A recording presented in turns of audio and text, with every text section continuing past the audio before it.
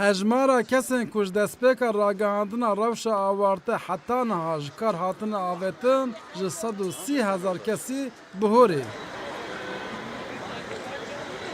Piraniya van kesên ku ji kar hatine avêtin niha dixwazin riyên hiqûqa navxeyî ya Tirkiyeyê biqedînin û ew dadgeha mafên mirovan a Ewropayê li dijî Tirkiyeyê li mafên xwe bigerin.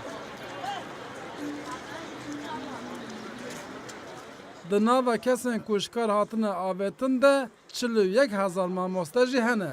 Beşek ji van mamosteyan Kurd in. Rêveberên Sendîkaya Mamosteyan Eğitimsenê dibêjin ger di hiqûqa Tirkiyeyê de mafên xwe bi dest nexin, ew ê dosyayê hemû hevalên xwe bibin dadgeha mafên mirovan a Ewropayê. Va havalê me ti sûcekî wan tune, derheqê me de ti lêpirsinekî tune, gera havalê me demekî nêz dewerin serkarê xwe, rojekê nêz dewerin serkarê xwe, ku em biryarekê dîsa neynî di hêla hiqûqî de jî bigirin, em ê serî li Ayêmê qin. Her çi qas kesên ji kar hatine avêtin dixwazin li dadgeha mafên mirovan a Ewropayê biryarekê erenî bidin derxistin jî li gorî hiqûqnasan ev wisa nehêsane.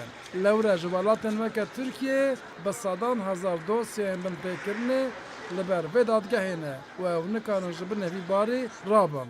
Li gorî hin hiqûqnasan dibe ku dadgeha Ewropayê van dosyayan qet nepejirîne jî.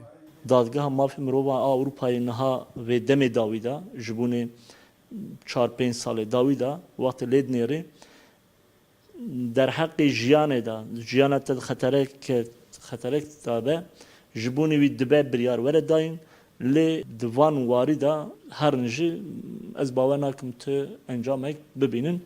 Di sala 2018 de li ser asta cîhanê dosyayên herî zêde yên binpêkirinan ji Tirkiyeyê çû dadgeha mafên mirovan a Ewropayê. Dadgehê di nava 7,000 zêdetir dosyayên Tirkiyeyê de tenê derbarê 240 dosyayan de biryara xwe da.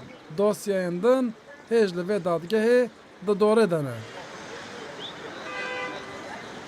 Piraniya kesên ku ji karê xwe hatine avêtin û zirarmend bûne hêviya xwe bi dadgeha mafên mirovan a Ewropayê ve girêdane.